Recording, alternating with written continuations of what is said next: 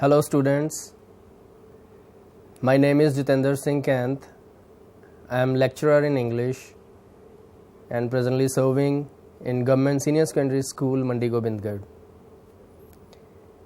I welcome you all to the Edusat lab, and today I am going to deliver a lecture on reading comprehension.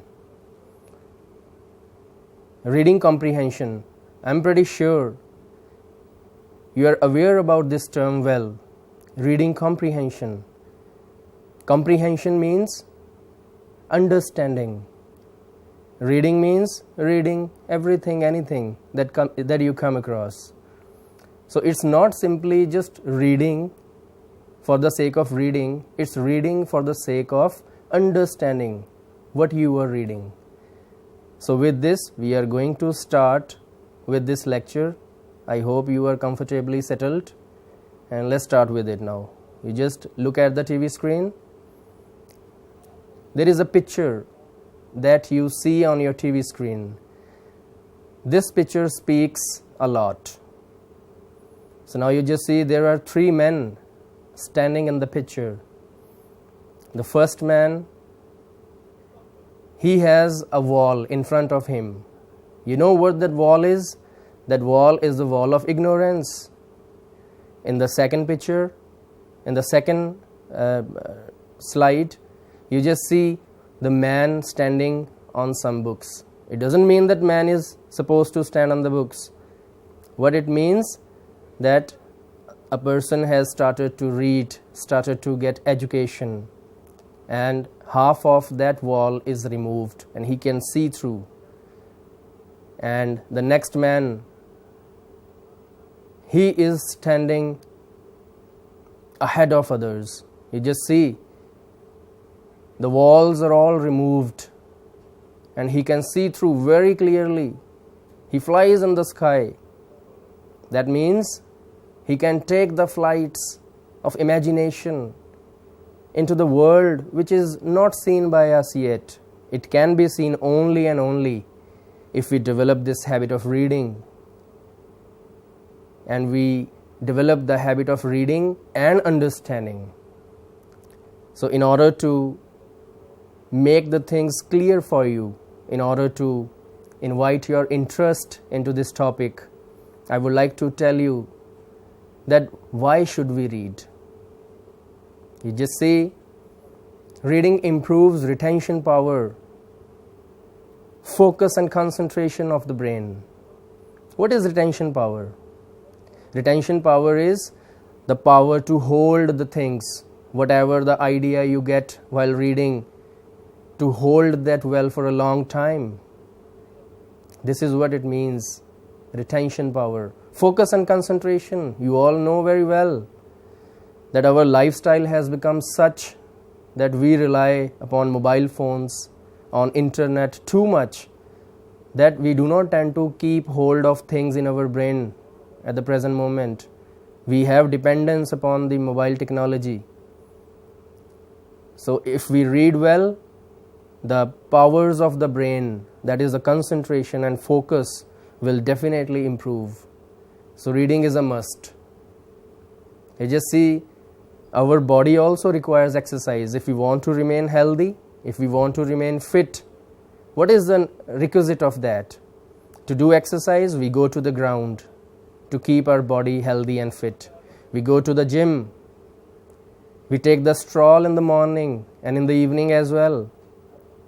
So that is the exercise of the body. Similarly, in order to keep our brain healthy, focused, we need to do the exercise of the brain. And that exercise can be done only and only if we are in the habit of reading and comprehend what we are reading, to understand the things well.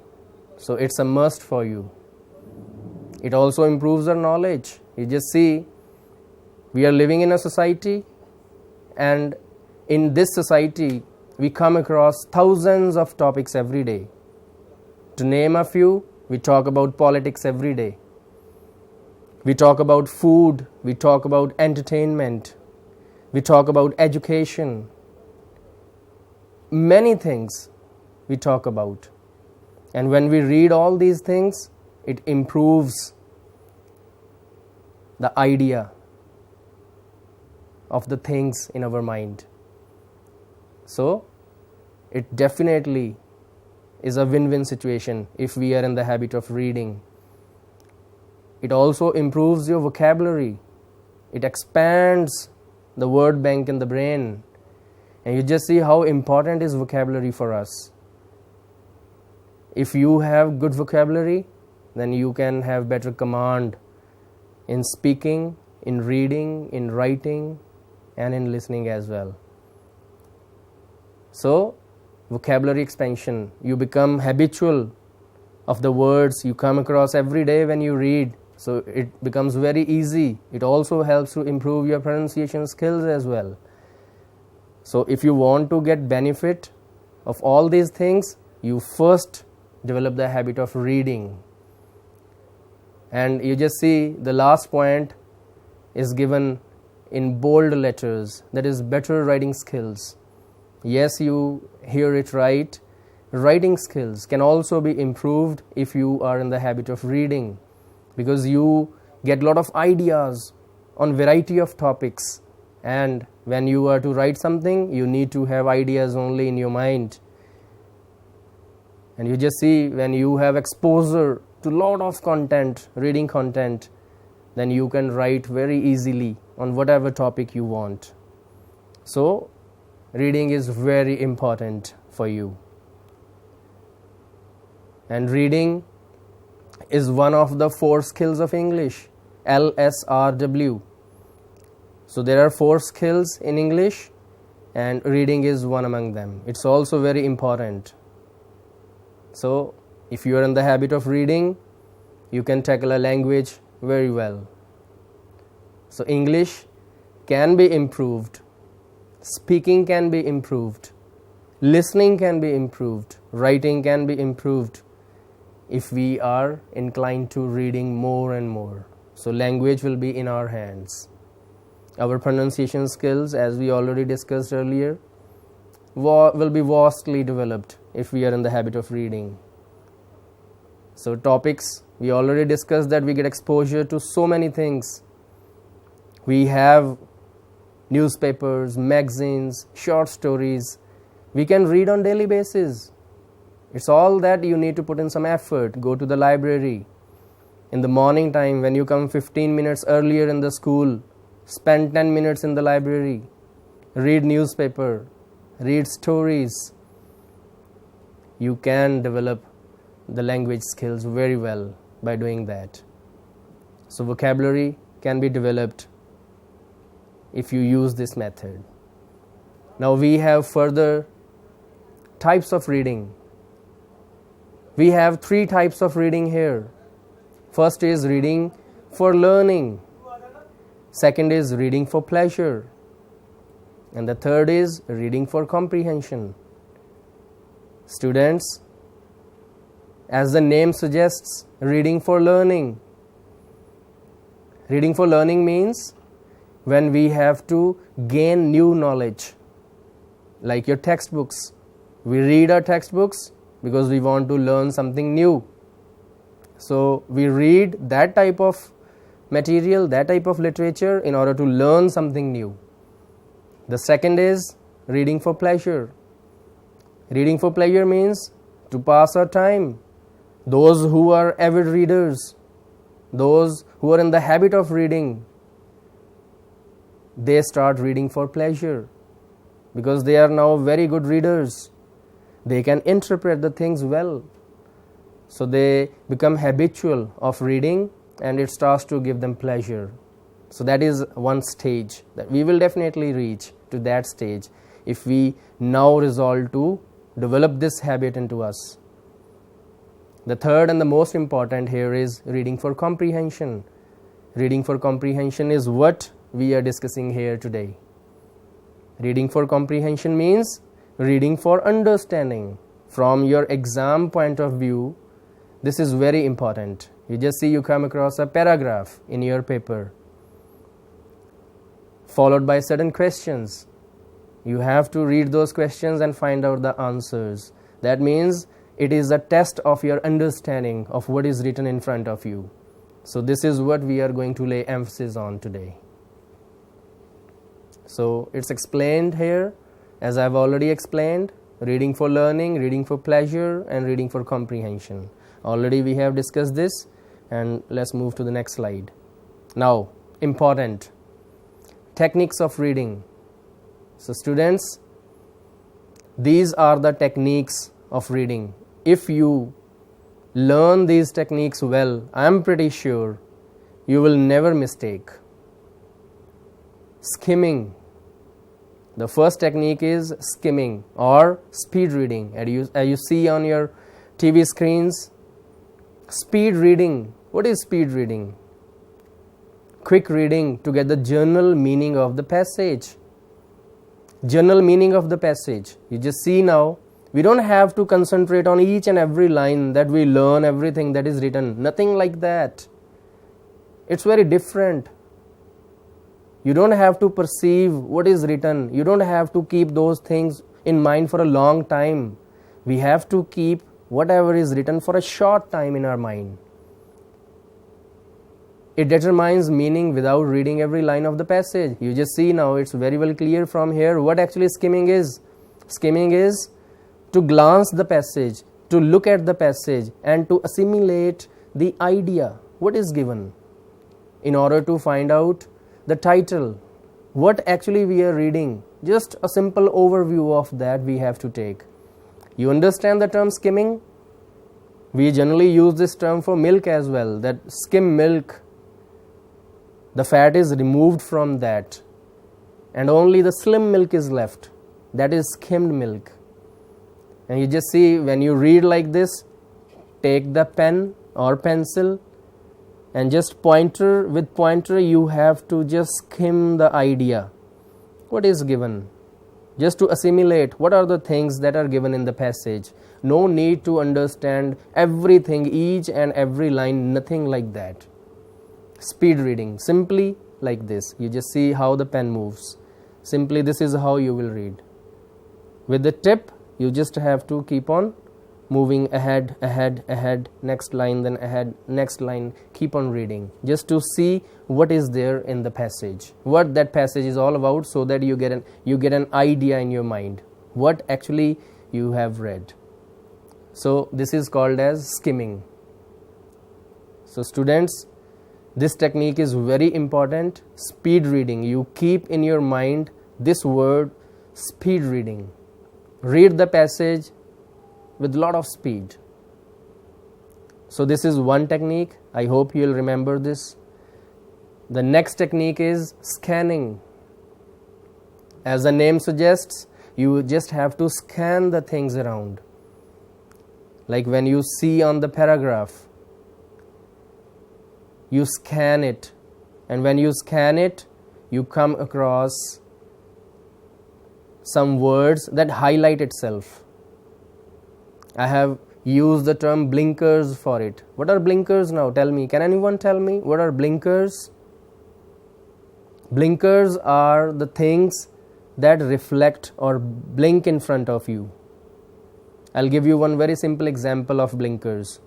You just see, when in a school, all the students are wearing uniform, and there is one student who is not wearing the formal uniform. He is in the casual clothes. Maybe it's his birthday or for any other reason. And that student blinks in the eyes of everyone. That easily it gets highlighted. So it's a kind of blinker that you can notice that student anywhere. That student cannot hide anywhere. So automatically it comes in front. So that is blinker. Now, looking for a specific information such as dates, names, facts, etc. You just see now, in the paragraph, there are questions. In the questions, generally there is some information that is asked related to dates, names, or certain facts. And see now, You can easily scan the dates in the passage without reading it. The names, you can easily scan for the names. You don't have to read each and every line. Simply, that information comes automatically in front of you when you just scan. You just see your eye has a very wide aura of viewing. You can view the things widely. If you focus right now on the television screen, I am pretty sure your eye must be scanning the things around as well. You just see, you can see from one corner to the another without moving your eye. So that is very wide. The aura or the area of our viewing is very wide, though we are concentrating at one point. So similarly, scanning is, you just look at the whole passage that is in front of you, and these dates, names or some specific information highlights itself. It becomes blinkers. I'll tell you how to make blinkers in the passage. That is very important. I'm coming on to that as well. I'll show you. I'll attempt one comprehension passage in front of you and I'll show you how to make blinkers in that passage itself. So I hope these two techniques are clear with you. The first technique was skimming or speed reading, and the second is scanning or blinkers. So next we see, now this is again very important, how to read the passage. Now students, there are various viewpoints related to reading the passage, and this is one experience that I am sharing with you, that in order to get good marks and save your precious time in the examination, if you follow this technique, definitely you will get more marks in less time. So the first and foremost thing is to read questions before reading the passage. Now this is important. You just see, it's already underlined here. You have to read the questions first. Don't read the passage. It will lead to wastage of a lot of time. You don't have plenty of time in the paper to waste. No. You just have to manage everything within 3 hours only. And we can give 10 to 15 minutes to attempt this passage, or even less. I'll tell you how. So first of all, when you come across this passage, simply switch over to the question area. Questions you will read, and you will make blinkers there only. I'll tell you, while attempting, I'll show you how to make blinkers in the question itself. So first of all, read the questions, and then while reading the questions, underline or circle the asked information in the question. So whatever is asked to you in the question, that is to be underlined. That only information, asked information. You understand this point? The information that is asked from you to find in the passage, that information only is to be circled or underlined, so that it becomes a blinker. It will remain in your mind. It will remain in your memory for a long time. You just see those blinkers. If you have 6 questions, you will read those 6 questions and the important portion of that question for which the information is asked. You will circle that, and when you circle those 6 or 7 points or the asked information in the question area itself, they will remain in your memory. They tend to remain in your memory. And when you skim or scan the passage, then you can again create another blinkers which will relate to each other. Let's see how. These blinkers will help the students to gather information from within the passage without reading it in detail. Yes, this is what I want to say. The questions in which asked information is highlighted by you, the same information, the same terminology you will find in the passage. And when you find the same information in the passage, you will circle that as well. So if you have 5 questions, you will circle the information that is required in the question as well as in the passage. So both of these circles will relate to each other, and there we get the answers. It's so simple. If the blinkers match in the questions as well as in the passage, if they match the same information you find right, then you should underline the required information in the passage and mark it for the answer to the respective question. The same, if question number 1 demands this information and you find the same information this side in the passage, so you mark 1 in the passage that you have successfully found the answer to this first question. So they both will relate. It will be easy to write down the answers later. So here I want to give you one instruction, that sometimes you come across a passage which is very general or very common. Say for example, it's female feticide, it's women empowerment, it's corruption, it's match fixing, or it's related to education or importance of reading newspaper, or etc., any topic. So you do have some information in your mind, you know something about that, but when you are attempting the reading comprehension part, you have to keep that information that already you have in the mind aside. That information is of no use. We have to depend solely only on the passage. You understand? I again lay emphasis on the same point, that if already you have the information about the topic, you don't have to depend on that information. Where you have to depend upon? Just passage. Whatever is written in the passage, you can find answers only and only from that passage. So no other information, no outside information is required at that time. So keep that thing in mind. I hope you understand my point well. Alright, let's move further now, coming to the paragraph for comprehension.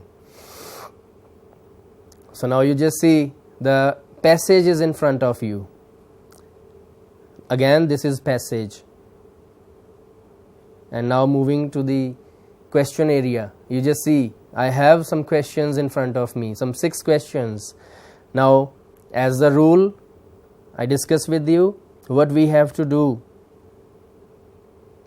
We have to first read the questions. That is very important. We have to read the questions now. And we will generate blinkers here. First question is, where does Yehudi Menuhin live? So now what information is asked from here? First is this person, and the other information that is important is live. Where does Yehudi live? Where does he live? Okay. Now this information that we have underlined or circled will remain in our mind, that we have to scan the passage or skim the passage, keeping this word in our mind, this information in our mind. Okay, let's move to the next question. What instrument does he play? Now, instrument and play. You just see now, I have made blinkers of this thing. Instrument and play. Now, which instrument does he play? So, he was master of which instrument? So, information will remain in our mind now. Next is, when did he perform for the public for the first time? Now, again, perform for public first time. Now, first time, this is important. We'll keep in mind, first time. Real. Next is, circle the correct answer. Yehudi Menuhin's first performance was in. It was in. These are the names given. Now you just see, you just tell me how to find this answer in the passage, with which technique you can easily find out. It was A. San Francisco, B. London, or C. Athens, with the second technique that we discussed. You remember that? That technique is scanning. Now if you scan the passage, you just see, you will find the words that are mentioned over here easily, without reading, without even skimming the passage, only by scanning at the passage, just looking at the passage with your wide aura of the eye, you'll easily find the answer. So I'll tell you how. Question number 5. Does he live in his hometown throughout the year? Live in hometown throughout year. Throughout year is important here. Throughout year. Whole of the year. Does he live in his house? Yes or no? We will see. Next is briefly describe Yehudi Menuhin's studio. So describe the studio in 3-4 sentences only. It means from the passage itself you have to find out the relevant lines that will describe his studio. This is very easy. It's just like a copy paste. You'll find the same thing in the passage, and just with little bit of modifications you have to write the answer in your answer sheet. Now let's see. Now you have come across the questions, you know the questions now, and the information also. We have made the blinkers. Now let's see. Read the first question again and see the passage. Where does Yehudi Menuhin live? Let's starting from the first page itself. Now if I am to skim it, lived is here. Okay, it means the answer is here somewhere. 19th century house in London's Belgravia. So this is, see, moved from Highgate. It means he now doesn't live here, moved from there to London's Belgravia. It means this is 1. Now see, first answer already we have found. How much time did it take? Less than 10 seconds. Moving further, what instrument does he play? Instrument and play. Let's see. It's mentioned here. He was a violinist. Violinist means he would play violin. Second answer we have got. How easy it was. See, 2 marks already we have got. 2 marks just in less than 20 seconds. Isn't it wonderful and easy? Great. Next question. When did he perform for the public for the first time? First time. Okay, first time perform for the public. Let's see.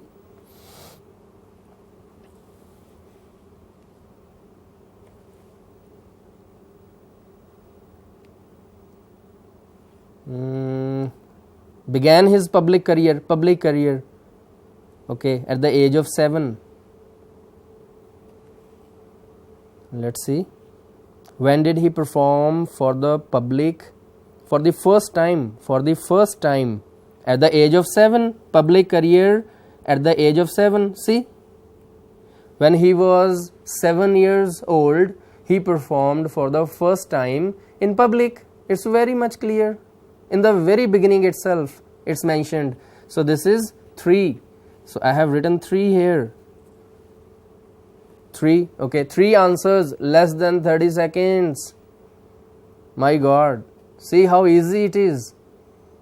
Next is circle the correct answer.